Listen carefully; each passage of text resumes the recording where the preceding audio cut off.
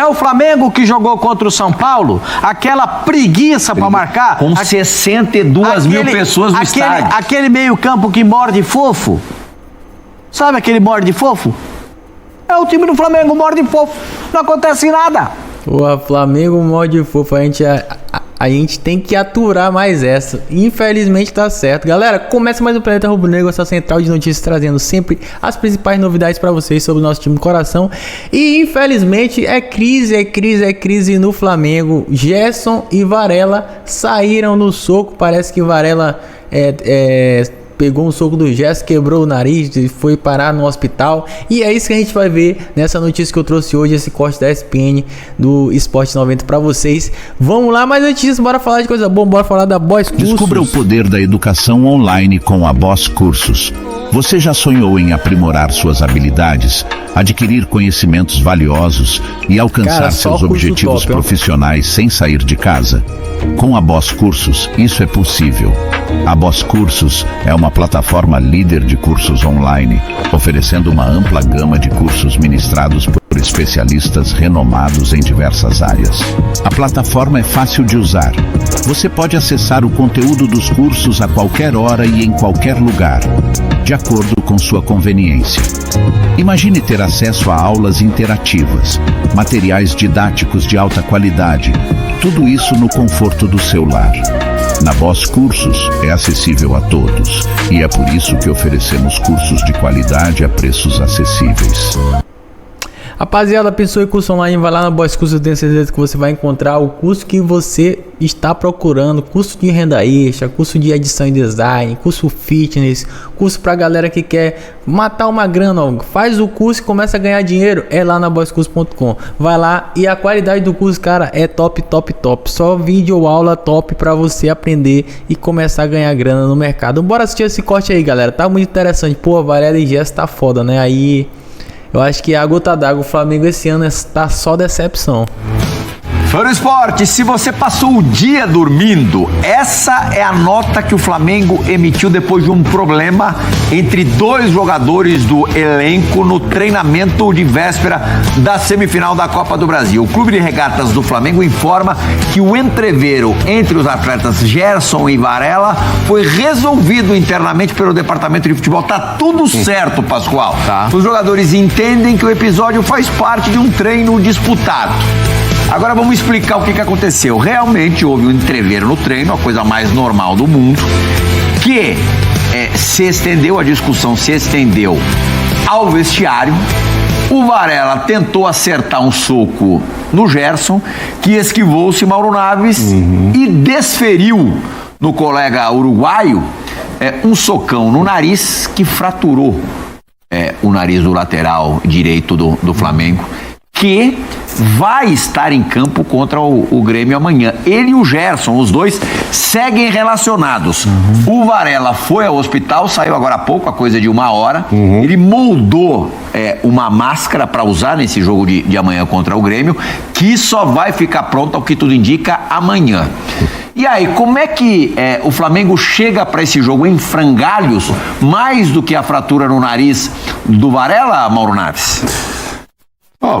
Indo por partes, primeiro assim, eu já vi depois que aconteceu isso e tal, muito torcedor se manifestando e parece que seriamente, falar, tá vendo, agora os caras estão na maior raça lá, na maior vontade, estão na pegada e tal, esse aí que é o futebol raiz que eu gosto e tal, assim, óbvio que isso sempre aconteceu. O Zinho no começo do programa citou aí vários episódios que ele participou, a gente já soube de tantos, vários que a gente não fica sabendo que o negócio ocorre mais em vestiário e tentam abafar e tal, mas já vimos briga no campo com a televisão lá ali, filmando, enfim, filmando o treino lá, o Carlos Alberto com o Tevez saindo no pau, tá todo mundo assistindo, que naquela época se acompanhava treino e tal, e briga de vestiários, etc.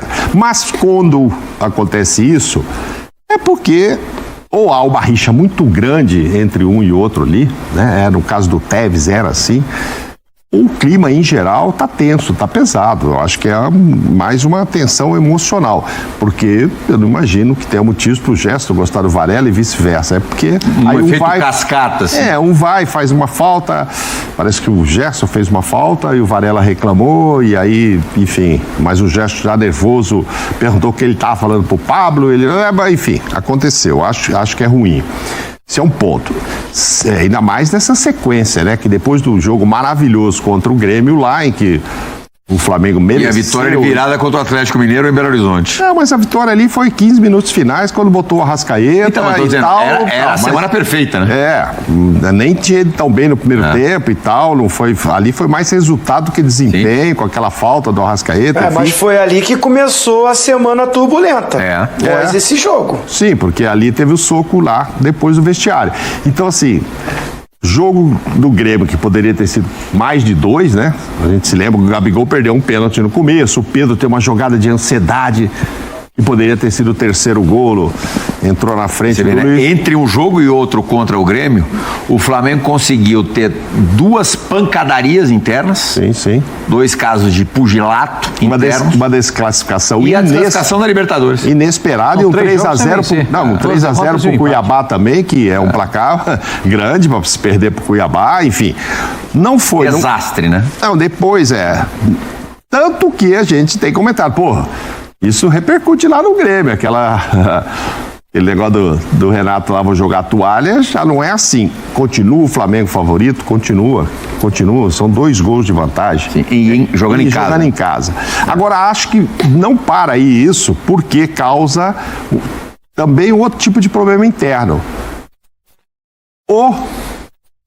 Dizem que o Gabigol já foi um jogo lá, mas para mim ele estava suspenso contra o Palmeiras. Mais recentemente, o Pedro, por estar errado lá, apesar de ter levado o soco, ser vítima e tal, ele foi multado e suspenso do jogo seguinte. Agora vamos se perguntar lá, por que não o Gerson e o Varela? Porque então, mas aí... mas eu preciso deles amanhã demais. Do Pedro eu não precisava. Mas o jogo é mais decisivo. Mas o do Pedro eu não precisava porque eu tenho o Gabigol. Se bem que era o jogo contra o Olímpia no Maracanã. Isso. Em que a punição é só pro Pedro, não tem punição pra Gerson e pra Varela? Parece meio injusto, né? O Flamengo poderia ter aberto uma distância, uma vantagem maior. Independentemente do jogo. A palavra coerência é colocada onde? É regulamento, são atitudes, independentemente da qualidade. O que você achou da decisão da diretoria, Zinho, de não afastá-los? Bom, vou pelo ponto do que eles explicam. A suspensão do Pedro não é pela confusão que o cara dá um soco nele, que eu aqui critiquei muito. Um absurdo. A explicação é que diz que foi pela indisciplina dele de faltar o treinamento da segunda-feira. Essa que é a explicação, que a suspensão é por isso. E a multa, né, que ele não quis aquecer final do jogo, que eu não concordei. Eu acho que deu a multa e leva o cara para o jogo, né? A não ser que ele não está com a cabeça boa de toda a confusão que aconteceu. Eu estou falando o que a diretoria diz. Que aí foi uma briga entre 2 jogadores no treinamento, deve vir uma multa, conversa, o elenco vem junto, vê ali o que ambos os jogadores, se um ainda conseguiu ali, né? Acho que difícil, né? Porque o cara foi pro hospital, mas se ainda vão se falar, alguma coisa assim. É uma briga entre jogadores, e que se o grupo aceita isso, o clube de repente multa, e a importância, assim, como vocês falaram, do jogo, porque o Wesley, o lateral direito, tá fora do jogo. O Mateuzinho tá voltando, né, de contusão. A opção é o Varela, mas vamos ver também como é que o cara vai estar. Tem essa proteção e tudo, mas como é que ele está de mente. O grande problema para mim é que é o ambiente, que não é só por esse lance de Gerson e Varela, é que já vem de algum tempo. Lá atrás, o Mauro Naves lembra de uma entrevista que o Gabigol deu, porque já tinha uma discussão de que o ambiente não era bom, que tinha o grupo do Gabigol, o grupo do, acho que era do Davi Luiz, né? Não lembro. Era isso mesmo. Que tinha divisão, que tinha racha. Aí o Gabigol, na entrevista, foi firme, né? Com o Eric Faria, né? Ah, vocês é que tem problema é com vocês. Entre a gente não tem, tal. O Flamengo começa a ganhar. Aí o torcedor todo vai a favor do Gabigol. E aí pega no pé da imprensa aí que falou, principalmente do Eric Farias. Porque aí é a paixão, vai pelo resultado. O resultado diz muito, né? Depois, nesse caso do Pedro, nós aqui falamos, o ambiente não tá legal, o treinador não conversa com o jogador, e o jogador falou que ele recebe uma agressão psicológica. Ou não foi que o Pedro falou? Não foi nem só a agressão do preparador físico, ele dizia que já recebia isso da comissão técnica no dia a dia. E o que me chamou a atenção é que só agora, se não me engano foi ontem, ou foi ontem, que o treinador chamou o Pedro para conversar. Depois que o Pedro entra e faz o gol de pênalti que dá o empate para o Flamengo. Então, a minha experiência como um ex-atleta, de viver num grupo, tudo isso que vem sendo falado e também relatado pelos jogadores em entrevista, me mostra que o ambiente é carregado, é pesado, e aí eu imputo isso à gerência, à diretoria, que está enxergando tudo isso, e aí vai na entrevista, o Marco Braz falou que não tem nada, está tudo resolvido, está tudo legal, está tudo bem, não vejo nenhum tipo de entrevista do presidente e de outros membros de diretoria, que aí vai a diretor de futebol, até coordenação, que está todo mundo no dia a dia e que tem que exercer essa liderança. Os atletas também, todo mundo, o próprio Gerson na zona mista, está resolvido, não tem o que falar mais. Já, tudo que vocês noticiaram foi o que aconteceu e já está resolvido. O Gerson falou isso na zona mista, até para o Pedro Torre, para o nosso repórter. Inclusive foi ele que separou, ou que pegou, dizem que ele pegou pelo pescoço o preparador físico. E agora é ele que se envolve na briga. Então, esse ambiente mostra muito do que é o Flamengo na temporada, porque se eu e todos vocês e todos nós e até os adversários diz que o Flamengo é o melhor elenco, é o melhor time, e que sai treinador, entra treinador, a diretoria vai buscar o melhor daqui, o melhor dali. Aí chegou o Sampaoli, que era a solução, que era o sonho de consumo de todo mundo, inclusive dele. E esse time, até hoje, a gente fica falando de um jogo, jogou muito bem contra o Grêmio, jogou muito bem aquele jogo contra o Fluminense, mas não tem uma sequência, não tem um padrão, não tem uma repetição de time, não... Me mostra que esses resultados não vêm pelo ambiente, a ponto de o Flamengo ter uma vantagem enorme, jogar dentro de casa, e muita gente está duvidando da classificação, dizendo que encurtou essa vantagem para o Grêmio, a ponto do treinador do Grêmio já mudar o discurso dele. Na minha opinião, para finalizar, que está acabando o programa, acho que o Flamengo, mesmo com isso tudo, é o favorito para buscar a classificação. Existe, Pascoal, um otimismo lá pelos Pampas que absolutamente inexistia até semana passada, até antes do jogo entre Olímpia e Flamengo. E, claro, agora acentuado por esse absurdo, né? O jogador quebrar o nariz do outro. Mas, assim, é claro que o futebol é um universo muitas vezes paralelo, mas um local de trabalho, duas pessoas que estão ali vestindo a mesma camisa, no caso do futebol, vestindo a mesma camisa mesmo, um quebra o nariz do outro. Imagina o cara quebra o seu nariz, você não ia querer olhar pro rosto do sujeito no dia seguinte. Só aproveitando antes de você falar, Pascoal, o meu amigo Edu Lima e o Pedro Zorzeto, que estão acompanhando, me lembraram que a briga não foi do Carlos Alberto. Desculpa, Carlos Alberto. Você teve outras brigas. O Tevez foi com o Marquinhos, zagueiro.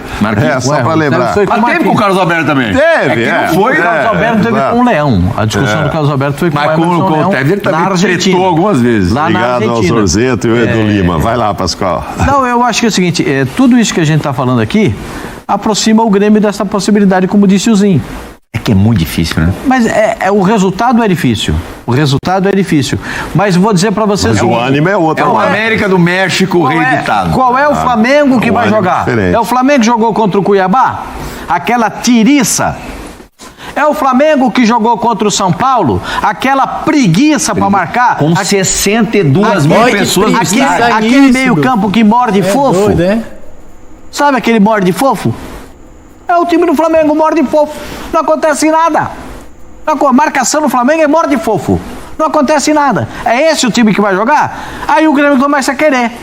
Não, tem que ser o que jogou contra o Grêmio. Tem que ser Então, o que jogou contra o Grêmio interessa. Mas esse time tem estrutura psicológica para isso? Esse time tem estrutura tática para isso? Depende do treinador. Depende do treinador, o time que ele vai botar em campo. Ele vai botar, ele vai botar o Bruno Henrique, o Arrascaeta, ele vai colocar o Everton Ribeiro. Não, Zinho, a gente não sabe qual. A escalação é sempre uma caixinha de uma maneira geral, a escalação já será diferente. Porque o lateral direito, o titular não vai jogar. Perfeito? Então, o reserva vai jogar com o nariz quebrado. Essa será a 32ª escalação diferente do São Paulo. Porque ele não conseguiu fazer nenhuma escalação igual a outra. Nunca.